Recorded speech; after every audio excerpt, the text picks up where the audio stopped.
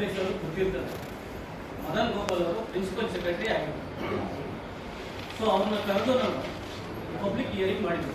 ಏನ್ ಮಾತಾಡ್ತಾ ಇದ್ದೀವಿ ಇದೇ ವಿಷಯ ಹೊಸ ಒಂದು 20 ವರ್ಷದಿಂದ ಹೊಸ ಮಾಡಿರೋದೆ.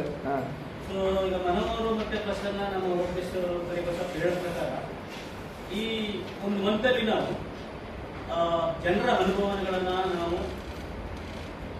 ಅಧ್ಯಯನ ಮಾಡಿ ಒಂದು ಡಾಕ್ಯುಮೆಂಟ್ ಮಾಡೋದು ಇಡೀ ಸ್ಟೇಟ್ ಕೊಟ್ಟು, ಅದಾದ ನಂತರ ಈ ವಿಷಯನ ಪಬ್ಲಿಕ್ ಹಿಯರಿಂಗ್ ಮಾಡಿ ಪ್ರೆಸ್ಸಲ್ಲಿ ಜಾಸ್ತಿ ಇದನ್ನು ನಾವು ಕವರೇಜ್ ಮಾಡೋ ರೀತಿ ಮಾಡಿದ್ರೆ ಸ್ವಲ್ಪ ಇದು ಸುಧಾರಣೆ ಆಗ್ಬೋದು ಅಂತ. ಯಾಕಂದ್ರೆ ಅವತ್ತು ಮದನ್ ಗೋಪಾಲ್ ಅವ್ರನ್ನ ಕರೆಸಿ ನಾವು ಮಾಡುವಾಗ ಎಲ್ಲ DHO ಅವರ ಯಾರು ಬರ್ತಾರ ಅವ್ರ ಜೊತೆ ಕೆಲಸ ಮಾಡೋರಿಗೆಲ್ಲ ಸ್ಟ್ರಿಕ್ಟ್ ಆದೇಶ ಕೊಟ್ಟಿದ್ರೆ ಏನಂದ್ರೆ ಮೆಡಿಸಿನ್ಸ್ ಇರಬೇಕು, ಅವರು ಡಾಕ್ಟರ್ಗಳು ಸರಿಯಾಗಿ ಬಿಹೇವ್ ಮಾಡಬೇಕು, ಮತ್ತೆ ಡೆಲಿವರಿ ಬಂದ್ರೆ ಇಮಿಡಿಯೇಟ್ ಆಗಿ ಅವ್ರಿಗೆ ರೆಸ್ಪಾನ್ಸ್ ಮಾಡಬೇಕು ಅಂತ ಒಂದು ಡಿಸಿಷನ್ಸ್ ಎಲ್ಲ ಮಾಡಿದ್ರೆ ಬಹುಶಃ ಅದನ್ನು ನಾವು ಆ ಟೈಮ್ ತಗೊಳ್ಬಹುದು. ಆ ಕಾಲದಲ್ಲಿ 20 ವರ್ಷದಿಂದ ಬಹುಶಃ ಈ ಮೀಟಿಂಗ್ ಆದ್ಮೇಲೆ ಅದಕ್ಕೆ ನಾವು ಪ್ಲಾನ್ ಮಾಡೋದು ಬಹಳ ಸೂಕ್ತ. ಯಾಕಂದ್ರೆ ಇದು ಬರೀ ಒಂದು ಜಿಲ್ಲೆ ಸಮಸ್ಯೆ ಅಲ್ಲ, ಸ್ಟೇಟ್ ಸಮಸ್ಯೆ ಇದು, ಅದು ಹೆಣ್ಮಕ್ಳ ಸಮಸ್ಯೆ.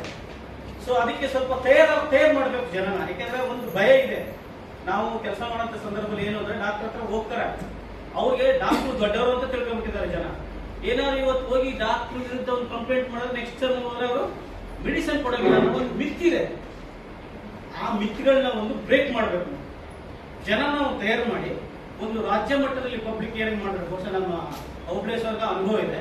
ನಾವೆಲ್ಲ ಒಟ್ಟಿಗೆ ಸೇರಿ ಅದನ್ನು ಮಾಡಿದ್ರೆ ಒಂದು ರಾಜ್ಯ ಮಟ್ಟದಲ್ಲಿ ಸುಧಾರಣೆಯನ್ನ ಕಾಣಲಿಕ್ಕೆ ಸಾಧ್ಯ ಆಗುತ್ತೆ ಅಂತ ನಮ್ಮ ಒಂದು ಅನುಭವ. ಬಿಟ್ಟರೆ ಓಬ್ಲೇಶ್ ಯಾಕಂದ್ರೆ ಓಬ್ಲೇಶ್ ಇರುವಾಗಲೇ ನಾವು ಆ ಕಾಲದಲ್ಲಿ ಮಾಡಿದ್ದು.